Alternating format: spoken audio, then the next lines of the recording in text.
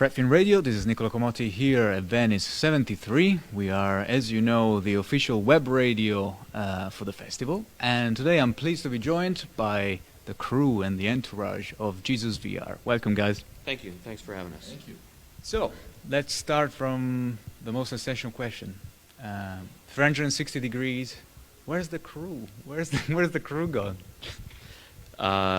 Where's the crew hiding when we're shooting? Exactly. Well, about a third of the crew is dressed up as extras and hiding in full frame. You can see us, if you know what we look like, we're there. I'm the director. I'm hiding. There's the first AD, the sound guy, a few other technicians, and the rest of them before we call action are running and hiding around rocks or down cliffs or wherever they can get out of the scene. So yeah. I'm just very curious also because it's such a maverick way of shooting, I guess. You have this new kind of godlike camera right now. There's no way to hide, as you said. How was the shooting schedule, for example? How did you coordinate everything? Was everything completely nailed down on paper and then moving on to you can produce maybe? It was scheduled out completely like a normal film would be. I think you find it's a bit more efficient because you don't have all the coverage you normally do in a film, right? You put the camera in the middle, and obviously you can move the camera in different places, or you can physically move the camera during a scene. But in general, you don't have all the issues you have with production, with lighting and blocking and makeup and hair, because you're not going to reset for a close up because that doesn't exist in VR. So it's way more efficient in a lot of ways. And so after this film, finally we can also see it completely full on. I just saw some snippets, of course, that you organized. The experience is great. I mean, at the beginning you really are like a little child for the first time, looking around constantly.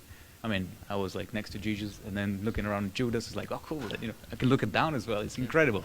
But what do you think is the next step then now? Like I really kind of crave for interactivity in a way. A collectiveness as well, but maybe VR as you see it is something more singular as well, because you're kind of shaded and covered, hidden almost by the surroundings, whereas cinema as we know it is also, cinema in theaters is also a collective kind of experience. Where would you like the technology to go if you could, just jump in 20 years in time or so? We definitely think that there's going to be interactivity. That's already happening. It's already now. When we shot this at the end of last year, we were pushing the envelope at that point. We were pushing all the technology as far as it could have been pushed. But now, today, you're seeing so much more interactivity. You're seeing convergence between, for example, the video game space and the live action space to give you true ability to interface with the environment and change the environment around you. The potential is enormous. And it's going to keep on evolving, and we're really excited about that.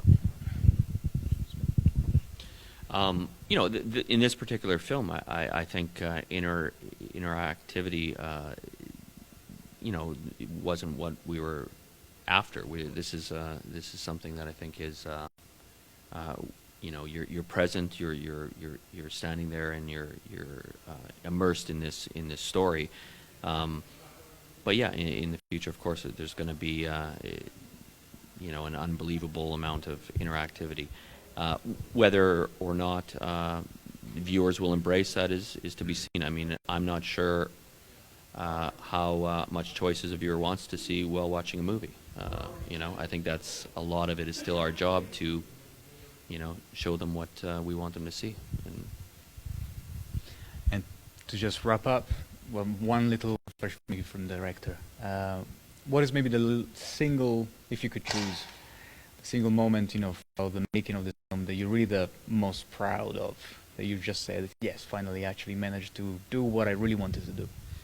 I think the one shot in this film that I'm most proud of is, and maybe I'm spoiling it a bit, but there's the POV of it's Christ's POV on the cross, and no other film in the history of cinema has been able to show that in that way, and I think that's an incredibly emotional shot that people are going to really respond to. So. Thank you very much, guys. Thank you. Thank you for being with us, and Fred Film Radio, the Festival Insider.